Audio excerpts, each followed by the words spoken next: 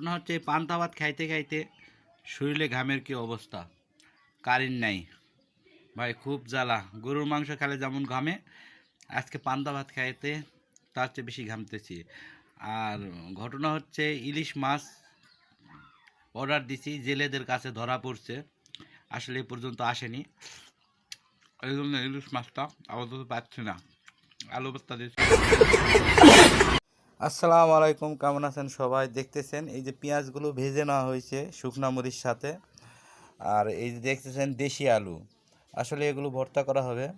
আজকে পয়লা বৈশাখ, আসলে পয়লা বৈশাখের দিন নাকি সকালে পান্তা ভাত খাইতে হয়েছে, সাথে আছে হলো কারিন মরিচ।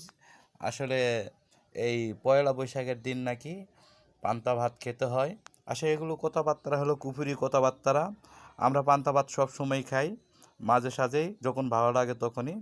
আসলে এই ভিডিওটার সাথে থাকবেন, পুরো ভিডিও আপনাদের দেখাবো কীভাবে ভর্তা। বিষয়টা হচ্ছে মরিচগুলো ভালো করে গুঁড়া করে নিতে হবে। হ্যাঁ, এই যে শুকনা মরিচ লবণ দিয়ে ভালো করে এলা ফিনিশিং করতে হবে, না তারে এই মরিচ যদি দাঁতের ফ্যাটার মধ্যে ঢোকে তাহলে কিন্তু ও বা করে চিৎকার দিতে হবে। এই জন্য সুন্দর করে প্রসেসিং করতে হবে। হ্যাঁ, চাটনিটা হয়ে গেছে মোটামুটি।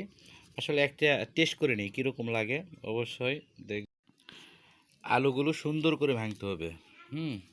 ভেঙে তারপরে হাত দিয়ে মতে একবারে ভালো করে মিক্স করতে হবে। এগুলো এইভাবে দাঁতা দিয়ে দিয়ে দেখতেছেন ভর্তাটা হয়ে গেছে। ঠিক আছে, এখন আমরা সুন্দর করে গোল করে নেব, গোল। আসলে একা মানুষ তো, তারপরে আমার আবার অল্প একটু ভর্তাতে হয় না, একটু বেশি লাগে। সুন্দর করে গোল করবো। এই দেখেন ভর্তার ফিনিশিংটা কত সুন্দর হয়েছে, অবশ্যই দেখাবো। দেখছেন, সে আসলে প্রসেসিং করা শেষ, ভর্তা হয়ে গেছে, এখন খাবারের সময়। এখন একটু খাবো, খাই দেখবো আসলে কীরকম টেস্ট। আসলে সব কিছু প্রসেসিং করা শেষ, এখন একটু খেয়ে দেখবো আসলে কীরকম স্বাদ হয়েছে। বিসমিল্লাহ।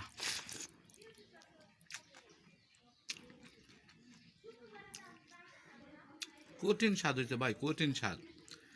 আসলে আলু ভর্তাতে পান্তা ভাত বাঙালিদের সবচেয়ে প্রিয় খাবার। যাদের বাড়ি গ্রামে তারা অবশ্যই জানে, মাঠে কাজ করতে গেলে এই পান্তা ভাতটা সকালে দেওয়া হয়। আসলে পান্তা ভাত দিয়ে আপনাদের আলু ভর্তা খুবই মজা ভাই, খুবই মজা।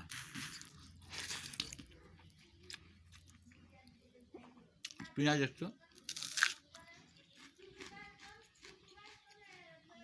সেই টেস্ট ভাই, সেই টেস্ট।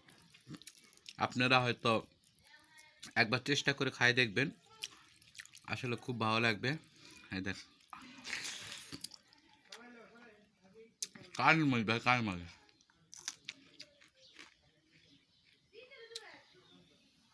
ও বাবা